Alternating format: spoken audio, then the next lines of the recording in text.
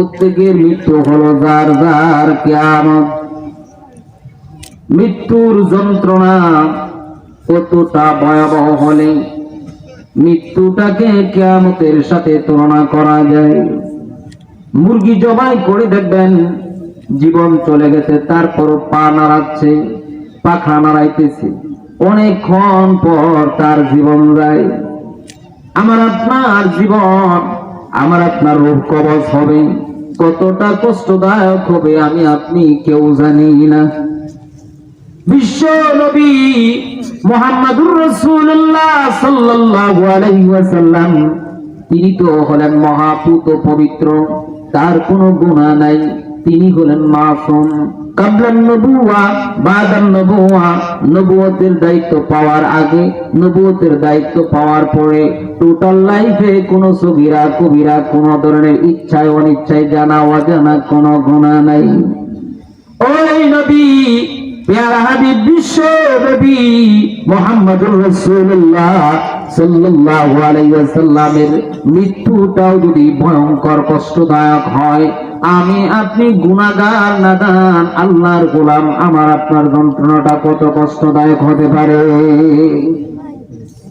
নবীজি মৃত্যুর যন্ত্রণার সময় বলেছেন, ইন্না হাযা লাসাকরাতুল মাউত, মৃত্যুর যন্ত্রণা এত কষ্টদায়ক হয় আমি কখনো জানতাম না মৃত্যুর যন্ত্রণা এতটা কষ্টদায়ক হয়। এই জন্যই নবীজি বলেছেন, তোমরা 5 ওয়াক্ত নামাজের পর আল্লাহর কাছে মৃত্যুর যন্ত্রণা থেকে বাঁচার জন্য দোয়া করো।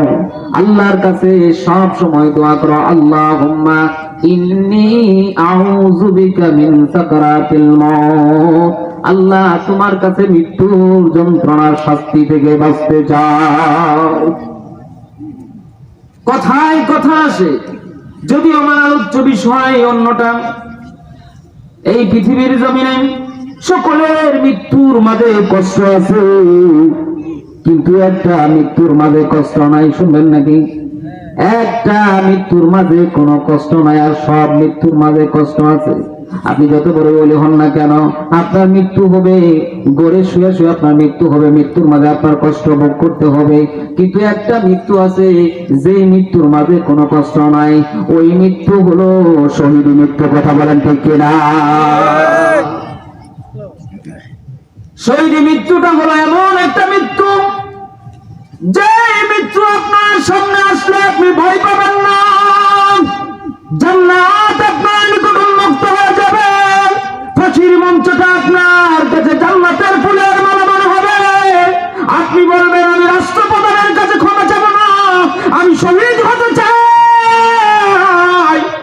এমন একটা সন্তান আমাদের শেরপুরের জন্মগ্রহণ করেছিল। কথা বলেন ঠিক কিনা? এ মুসলমান, আমরা হলাম তাদের উত্তরসূরি। এজন্যই বাতিলের সামনে কখনো আমরা আপোষ করি নাই, অতীতেও করি নাই, এখনো করি না, ভবিষ্যতেও করবো না। কথা বলেন ঠিক কিনা? ওই মৃত্যু এতটাই পিওর ক্লিন মৃত্যু, আপনাকে আমি কি দিয়ে বোঝাই? বিশ্ব নবী বলেছেন, পিপিলিকা যেমন কামড় দিলে একটা মানুষ কষ্ট অনুভব করে, পিঁপড়া কামড় দিলে তো মানুষ বেহুশ হয় না। কি বলেন, বেহুশ হয়ে যায় নাকি? পিঁপড়া কামড় দিলে মানুষ বেহুশ হয় না। পিঁপড়া কামড় দিলে শরীরের এক অঙ্গ থেকে আরেক অঙ্গতে সেই কষ্ট অনুভূত হয় না। তার চেয়েও ক্ষীণ কষ্টের মাধ্যমে একজন শহীদি বান্দার রূহটা কবজ করা হয়। চিল্লায়ে বলুন। জিজ্ঞেস করতে চান, জিহাদের ময়দানে তরবারি ফেলাইয়া দাঁড়ায়া থাকবেন এইভাবে, একটা তরবারি লাগাই দিলে তো শহীদ। কথা বলেন ঠিক কিনা? বুঝেন নাই? আপনি শহীদ হবেন, দেখেন না রাজপথে সাদা কাপড় পইরা, হাতে কিছুই নাই, শহীদ হতে চাই। তোমাকে কে বলছে এইভাবে নিরস্ত্র অবস্থায় কাপড়ের কাপড় নিয়ে কিভাবে তুমি গুন্ডা বাহিনীর সামনে দাঁড়িয়ে যাও? কথা বলেন ঠিক কিনা? ইসলাম কখনো নিরস্ত্র যুদ্ধের কথা বলেনি, এটাকে বলা হয় আত্মহত্যা। আপনাকে জানতে হবে, আপনাকে বুঝতে হবে ইসলাম কখন অস্ত্রের কথা বলেছে। আপনাকে জানতে হবে, শিখতে হবে। কাপড়ের কাপড় নিয়ে পান্ডা বাহিনী গুন্ডা বাহিনীর সামনে দাঁড়ায় যাবেন, গুন্ডা বাহিনী তো আবু সাইদের মতন আপনাকে কতল করে দেবে। কথা বলেন ঠিক না? মুসলমান ভাইরা আমার, সাবজেক্ট আরেকটা হয়ে যাবে, এজন্য আমি লম্বা করবো না, মূল আলোচনায় ঢুকে যাব। খালিদ বিন ওয়ালিদ রাদিয়াল্লাহু তাআলা তিনি হতাশ। ওমর রাদিয়াল্লাহু তাআলা জামানায় এসে গেল। ওমর রাদিয়াল্লাহু তাআলা জামানায় তিনি জিহাদ করলেন কিন্তু শহীদ হলেন না, বৃদ্ধ হয়ে গেলেন। মনে মনে টেনশন করতেছেন, নবীর সঙ্গে জিহাদের ময়দানে গেলাম, কত সাহাবীরা শহীদ হলো। বিশ্ব নবী বলেছেন যারা শহীদ তাদের কোনো গুনাহ নাই, যারা শহীদ তাদের জিন্দেগীর সব গুনাহ মাফ। নবীজি বলেছেন যারা শহীদ তাদের কবরের আযাব মাফ, যারা শহীদ হাসরের ময়দানে কোনো বিচার নাই, যারা শহীদ ফুলসিরাতের ঘাট বলতে কিছু নাই, যারা শহীদ তারা সরাসরি ওই শহীদি ময়দান থেকে জিহাদের ময়দান থেকে তার আত্মাটা সরাসরি জান্নাতে চলে যায়। সুবহানাল্লাহ। খালিদ বিন ওয়ালিদ চিন্তা করতেছেন আমি তো শহীদ হতে পারলাম না, না জানি আমার আল্লাহ আমাকে ভালোবাসে না। একেবারে বয়োজ্যেষ্ঠ হয়ে গেছেন, অসুস্থ শরীর। তার একটা বয়োজ্যেষ্ঠ একটা স্ত্রী ছিলেন, সেই স্ত্রী কাছে এসে বলে আপনি কান্নাকাটি করতেছেন কেন? খালিদ বিন ওয়ালিদ চোখের পানি ছেড়ে দিয়া বলে আমি কাঁদতেছি এই জন্য আমি জিহাদের ময়দানে গিয়েছি, নবীর সঙ্গে কত সাহাবী শহীদ হয়েছেন। সাহাবীরা শহীদ হওয়ার পর বিশ্ব নবী তাদেরকে জানাজার নামাজ পড়াইছে, কোন গোসল দেয় না, রক্ত মাখা জামা দিয়া তাদেরকে দাফন করাইছে। কিয়ামতের মাঠে শহীদরা রক্ত মাখা জামা নিয়ে আল্লাহর দরবারে দাঁড়ায় যাবে, আল্লাহর কাছে ডেকে ডেকে বলবে মাবুদ, মানুষ দুনিয়াতে বাঁচতে চাইছে, মানুষ দুনিয়াতে টাকা চাইছে, পয়সা চাইছে, কত আনন্দ প্রমোদ করতে চাইছে, আমরা আমাদের তোমার দেওয়া জীবনটাই তোমার রাস্তায় বিলায় দিছি। মাবুদ দেখো শরীরে কত রক্ত। শহীদদেরকে বলবে আমি তোমাদের সঙ্গে বিচারের কথা বলে তোমাদেরকে আমি আর কষ্ট দিতে চাই না, যাও তোমাদের জন্য জান্নাত উন্মুক্ত করে রেখে দিয়েছি, দ্রুত তোমরা দলে দলে জান্নাতে চলে যাও। সুবহানাল্লাহ। আমার মুসলমান ভাইরা বন্ধুগণ, খালিদ বিন ওয়ালিদ কান্নাকাটি করতেছে আর তার স্ত্রী তার সেবা শুশ্রূষা করে। খালিদ বিন ওয়ালিদ এইভাবে তার যুদ্ধের সেই রণগাথা কথাগুলো তার স্ত্রীকে শোনাচ্ছে। এক পর্যায়ে স্ত্রী বলেন ও আমার প্রাণের স্বামী,